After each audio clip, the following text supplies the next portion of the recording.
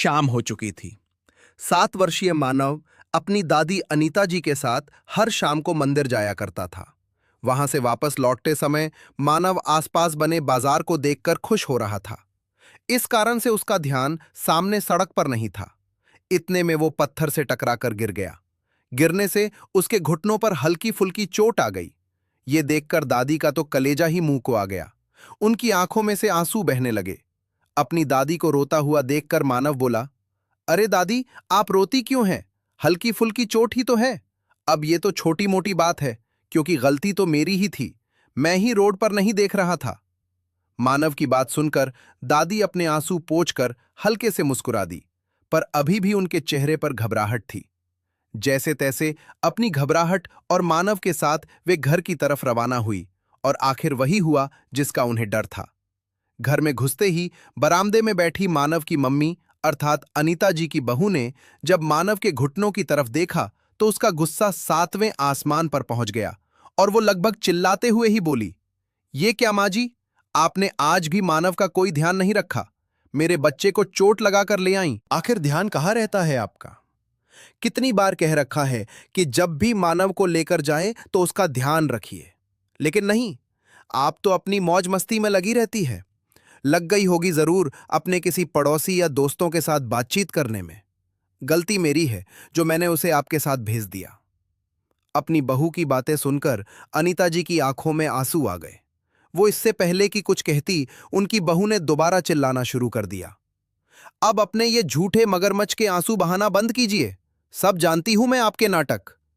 नहीं मम्मी, दादी की कोई गलती नहीं थी, वो तो मेरी गलती थी कि। चुप कर, ज्यादा अपनी दादी का पक्ष लेने लगा है। और आप मेरे बच्चे को भड़काना बंद कीजिए। रोटी हमारी कमाई की खाती हो और हमारे ही बच्चे को हमारे खिलाफ भड़काती हो। मुफ्त की रोटी पचती नहीं है आपको। ऐसा कहकर वो मानव का हाथ पकड़कर उसे अंदर ले गई, और अनीता जी वही अपने आंसू बहाते रह गई। बार बार अपनी बहू के शब्द उनके कानों में गूंज रहे थे। गलती बहू की भी क्या कहें, जब बेटा भी नालायक हो तो। आखिर बेटा ही तो वो पहला शख्स था जिसने उनकी रोटी की कीमत उनसे पूछना शुरू की थी। ये कहकर कि मेरी पत्नी सुबह से रात तक लगी रहती है, और आप हैं कि बस मुफ्त की रोटियां तोड़ती रहती है। थोड़ा बहुत काम नहीं करवा सकती क्या? जबकि अनीता जी अपने बेटे के बेटे मतलब मानव को सुबह से शाम तक संभालती थी, यहां तक कि घर के कामों में अपनी बहू का बराबर हाथ बटाती थी।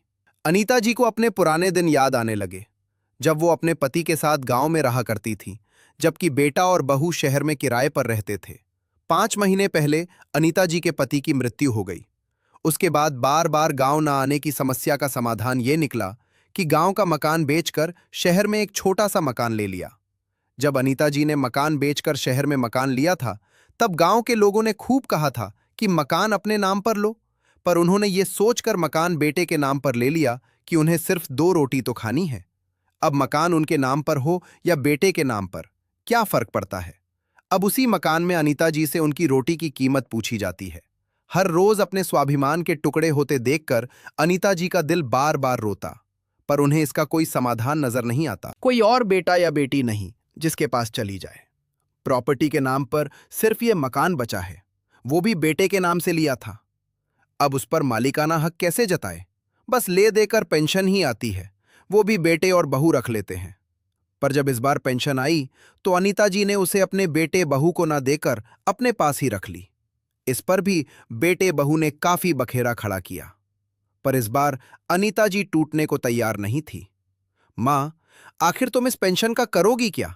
घर का सामान डलवाना है, आप चुपचाप ये पैसा दे दीजिए। नहीं, इस बार नहीं, बहुत सुन लिया मैंने। घर का राशन मेरे पैसों से आता है और मुझे ही ताने सुनाए जाते हैं कि मैं मुफ्त की रोटी तोड़ती हूं। बस बहुत हुआ, अब और नहीं। अच्छा, तो अब आप हमारे खिलाफ खड़ी होंगी? हां, क्यों नहीं? आखिर मेरा भी स्वाभिमान है। क्या उम्र के साथ स्वाभिमान खत्म हो जाता है? मैं भी देखूं फिर आप इस घर में कैसे रहती हैं। ये घर मेरा है, मैं जब चाहे आपको घर से निकाल सकता हूं। ऐसा करने की सोचना भी मत, इतनी कमजोर भी नहीं हूं मैं। सुन लिया अपनी मां को? तुमने देखा कैसे कैची की तरह जबान चलती है इनकी? मैं कहती हूं निकालो इन्हें अभी इसी वक्त। बस बहू, बहुत हो गया। बहुत बोल लिया तुमने और बहुत सुन लिया मैंने।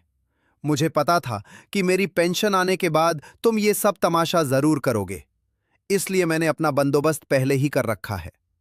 अच्छा, जरा हम भी तो देखें क्या बंदोबस्त कर रखा है। अगर तुम दोनों ने मुझे परेशान किया तो मैं पुलिस की मदद लूंगी। जाइए, आपको जहां जाना है। देखे तो पुलिस भी क्या करती है।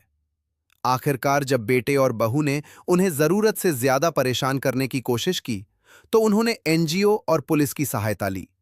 आखिरकार एनजीओ और पुलिस की सहायता से अनीता जी को मकान में एक कमरा दे दिया गया, जहां वो अपनी पेंशन से अपना भरण पोषण करती और स्वाभिमान के साथ रहती हैं। साथ ही साथ उनके बेटे बहू को ताकीद कर दिया गया कि अगर वो दोबारा उन्हें परेशान करते हुए पाए गए तो उनके खिलाफ एक्शन लिया जाएगा। कहानी पसंद आई हो तो लाइक, कमेंट और शेयर करें। ऐसी कहानी सुनने के लिए चैनल को सब्सक्राइब करें। अगली कहानी लेकर जल्दी मिलेंगे। तब तक के लिए आज्ञा दे। धन्यवाद। जय हिंद। वंदे मातरम।